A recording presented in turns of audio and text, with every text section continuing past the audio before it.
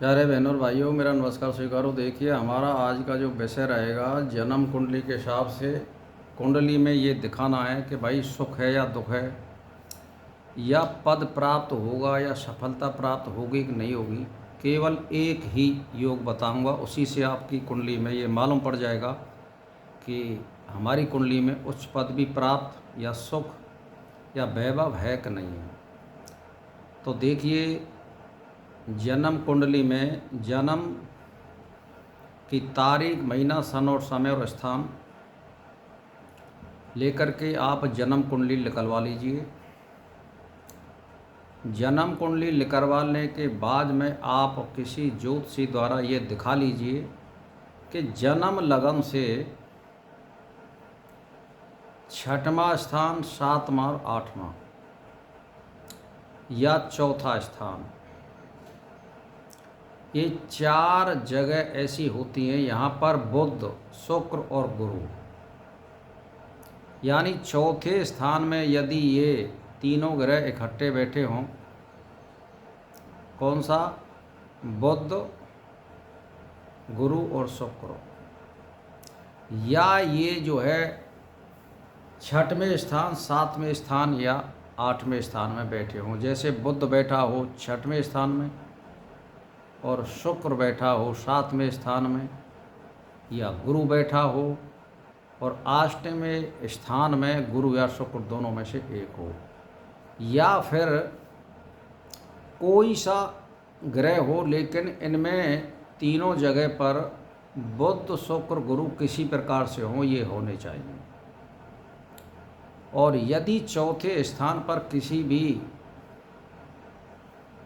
क्रूर ग्रह की दृष्टि, जैसे शनि, राहु, केतु, सूर्य, मंगल, इनकी दृष्टि नहीं होनी चाहिए चौथे स्थान पर, तो मैं ये 101% कह सकता हूँ कि उसकी जन्म कुंडली में सुख और वैभव, पदवी और धन संपदा, मान सम्मान, वाहन सुख, यानी उसको सारे सुख प्राप्त होते हैं। अब ये जो मैं बता रहा हूँ इसमें कोई ख़ास बात नहीं है, लेकिन अपनी कुंडली का अवलोकन करा लीजिए। और मैंने आपको बता दिया, ये दो ही योग हैं कि चौथे स्थान में बुध, गुरु और शुक्र तीनों बैठे हों और क्रूर ग्रह की इन पर दृष्टि ना हो, शनि, राहु, केतु, मंगल और सूर्य। और या छठवें, सातवें स्थान में, आठवें स्थान में बुध, गुरु, शुक्र, ये किसी भी प्रकार से शुभ ग्रह हैं, ये तीनों जगह पर होने चाहिए, एक जगह पर नहीं। ये बारी बारी से तीनों ग्रह तीन जगह पर होने चाहिए, चाहे वो किसी भी प्रकार से हैं। जैसे मान के चलिए, गुरु छठवें स्थान में है, बुध जो है सातवें स्थान में है, शुक्र अष्टवें स्थान में है, तो ये शुभ ग्रह शुभ स्थान में माने जाएंगे, तो ये पदवी आपको प्राप्त होगी, इसमें कोई संशय नहीं होता है। तो आप अपनी कुंडली का अवलोकन कराएं। तो ये कब आते हैं? जब आपने पूर्व जन्म में शुभ कर्म किए हों, इंद्रियों का दमन किया हो, बुद्धिपूर्वक कर्म करें, दूसरे लोगों की सहायता करिए, जीव जंतुओं की सहायता करिए, तो वो धर्म इस जन्म में आपको प्राप्त हो रहा है। तो ये इसीलिए आता है। तो आप कभी भी ये संकल्प लें, कभी भी अपने जीवन में, और जानबूझ करके हम कोई इस पृथ्वी पर मनुष्य जन्म लेकर के गलत या अशुभ कर्म ना करें, ये संकल्प इस जीवन में लेना चाहिए। जहाँ जैसी स्थिति हो वैसा वार्तालाप करना चाहिए। यदि हम पे पैसा है और अधिक पैसा है तो हम दूसरे लोगों की सहायता अवश्य करें, असहाय लोगों के लिए, विकलांग लोगों के लिए, गरीब लोगों के लिए। यदि हम पर बुद्धि है और हम मान लो वकील हैं, तो हमारे पास कोई गरीब आदमी आता है तो हम उसको बगैर पैसे की सहायता करें। यदि हम डॉक्टर हैं तो हम दवाई उसको फ्री में नहीं दे सकते, तो हम उसको इलाज तो दे सकते हैं। तो ये परमार्थ के कार्य होते हैं, ये करने चाहिए। मनुष्य जीवन का ये कर्तव्य है। और भजन, माला, ईश्वर का ध्यान और चिंतन, ये तो रिद्धि सिद्धि वालों के लिए होते हैं। सामान्य जो कर्म होते हैं इनते ही उच्च कोटि का मनुष्य कहलाता है, मानव कहलाता है, और इसी से सारी चीज़ प्राप्त हो जाती है।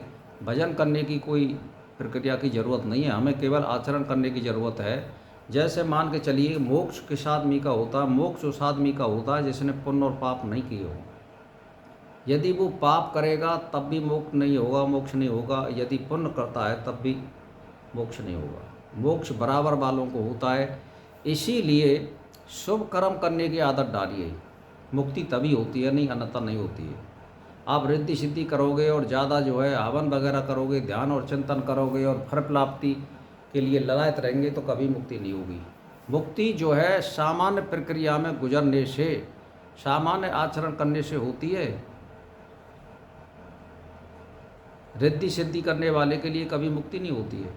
तो इसीलिए आचरण करने की सोचिए और आदत डालिए। ज़्यादा कोई पछड़े में पड़ने की ज़रूरत नहीं है। हम जैसी स्थिति में हैं, हम सब लोगों के लिए ऐसी स्थिति में सहायता करें। मान लो हम पे कुछ भी नहीं है, हमारे पास शरीर तो है, तो हम किसी भी प्रकार से, किसी भी तरह हम अपने शरीर से भी सहायता दे सकते हैं। जैसे मान के चलिए अनाथशाला में आप अपना कोई सहायता दे सकते हो, गौशाला में आप अपनी सेवा दे सकते हो, हॉस्पिटल में अपनी सेवा दे सकते हो। जैसे मान के चलिए आप पर कोई कंपाउंड्री की या डॉक्टरी की कोई डिग्री है और आपको खूब प्रैक्टिस आती है, अच्छी प्रैक्टिस आती है, तो आप निस्वार्थ सेवा किसी भी नर्सिंग होम में या हॉस्पिटल में आप दे सकते हैं।